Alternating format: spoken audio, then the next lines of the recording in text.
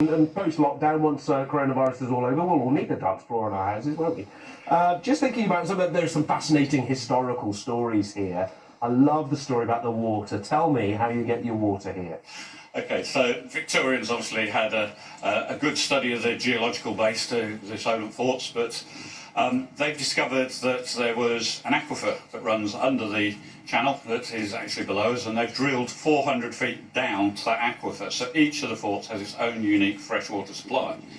The interesting thing, as you say, is Napoleonic Wars, obviously it was against the French. The aquifer actually runs from France, so the source water is actually all French water. So not that we were throwing their own water back at them, but certainly the forts supplied by French water. How on earth did they find it? Some sort of divining rod?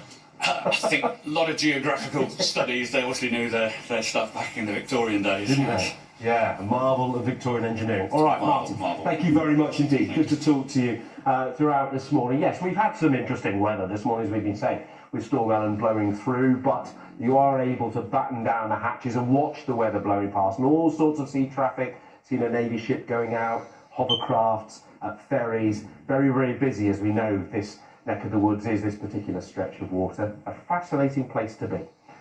So, £1 million, that's all we need. Maybe you two should dig deep into your pockets, see what your thinking bank will produce. Eh? I was going to ask you, if you had the money and you just could buy one, which one would it be?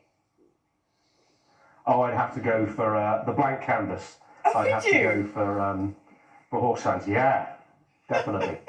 You could turn it into Maguire Towers. That'd be magnificent. John, it's been really lovely to have a little look around. And that's a great QI question, isn't it? Where in the UK can you drink French tap water? That's one of those QI questions, isn't it? There you go. Write that down, everybody. Thank you, John. Very good question. Excellent. Thanks, John. That looks amazing. Absolutely amazing.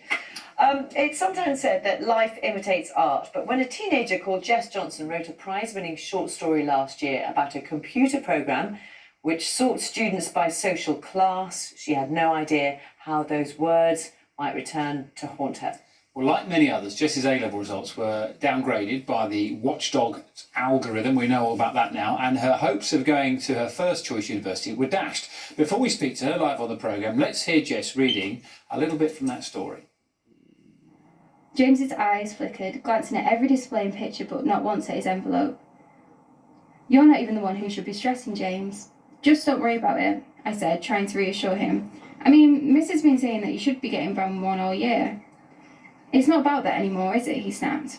"Doesn't it even matter what Miss said? Mum still thinks I can be a doctor. She doesn't understand how hard it is to get into band 1 for people like us." "Yeah, hard if you can't afford it," I replied, trying to lighten the mood.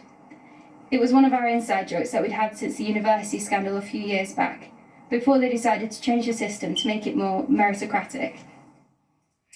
Well, wow, let's speak to Jessica now, who joins us from her home in Greater Manchester. Morning to you. Thank you so much for joining us. This is quite an extraordinary thing. So you sort of imagined this, didn't you? Yeah, I guess I sort of wanted to write a story about educational inequality, and so that's what I did, and I turned it into a dystopia by adding those band systems and the algorithms, and then it just so happens that this year that algorithm would sort of